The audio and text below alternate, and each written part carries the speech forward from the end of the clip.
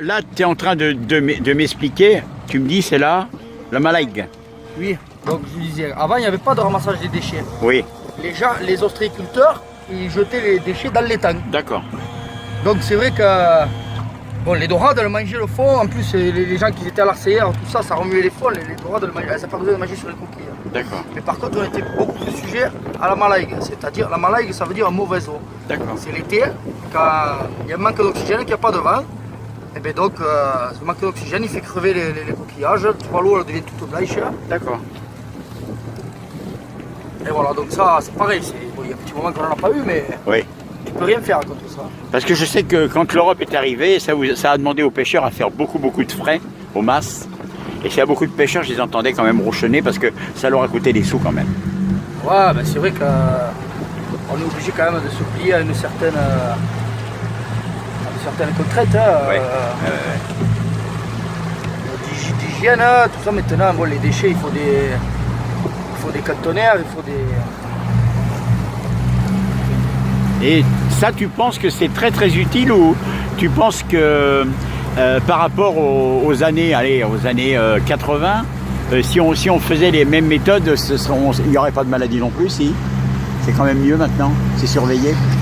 Je peux pas comparer. Parce qu'on travaillait plus comme avant, maintenant on rentre beaucoup de coquillages de l'extérieur, de Grèce, d'Italie, d'Espagne.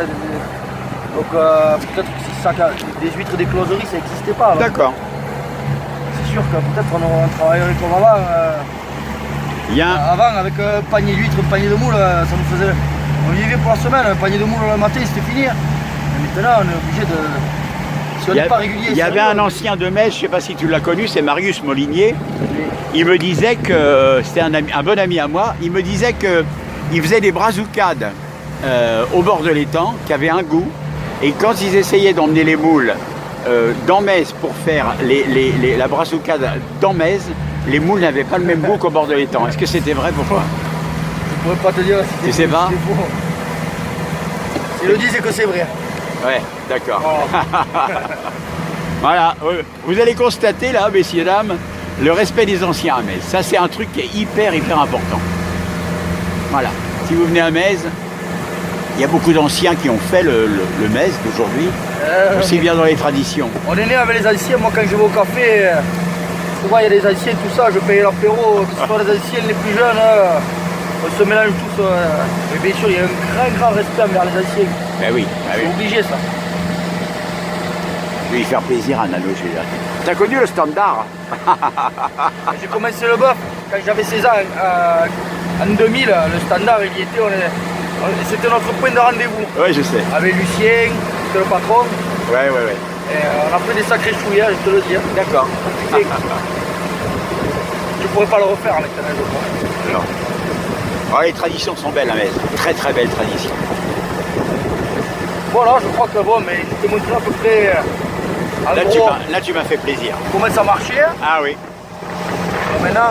Là, je pense qu'on a moyen de travailler, de faire un beau reportage. Putain, on va aller là. On va boire un coup maintenant. Ah bah oui. Après l'effort, le réconfort. Hein? Oui, c'est vrai. Attends, je suis pas sur la trentaine là. C'est pas les joutes ici. Oui. C'est pas les joutes ici. Ah non. Voilà. Voilà. On rentre.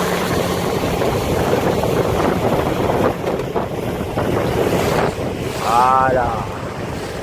Ouais, moussaillon. Voilà.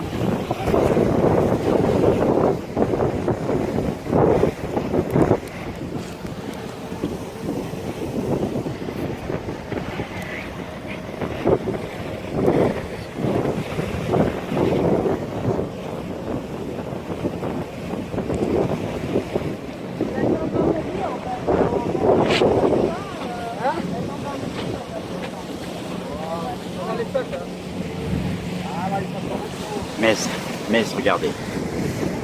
Metz.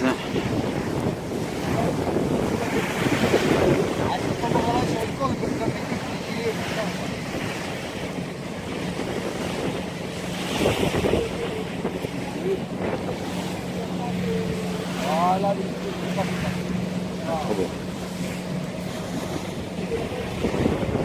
Voilà, cœur du métier d'ostréiculture.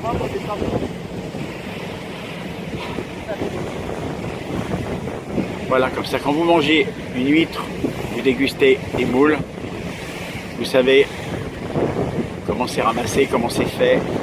Et bientôt, je reviendrai un matin pour voir le nettoyage, le triage et le respect.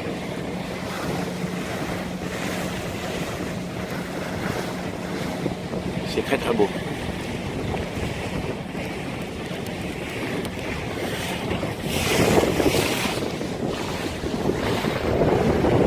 La lagune avec ses reflets sur l'étang de Thau. C'est un reveneur. Les canailles. Le toutou de Yann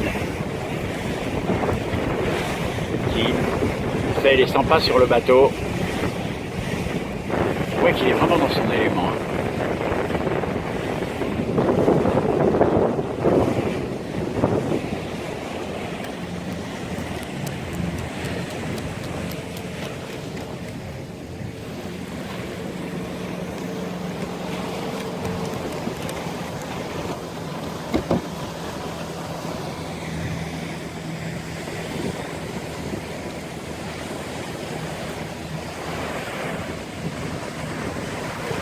Alors, on va repasser devant les huîtres suspendues.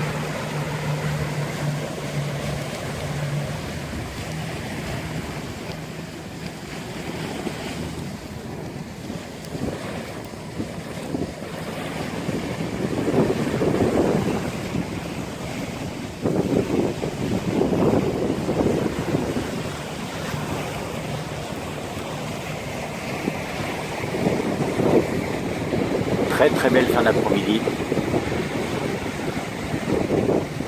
avec Johan Mendes, ostréiculteur et producteur d'huîtres et de moules ici sur l'étang de Thau.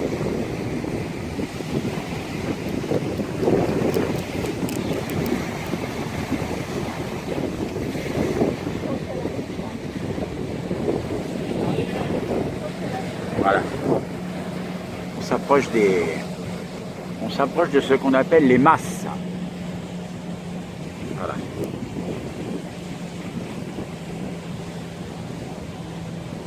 Et là, c'est vrai que Johan est venu exprès pour nous, parce qu'il n'y a quand même pas tellement de monde. C'est surtout le matin. C'est vraiment magnifique.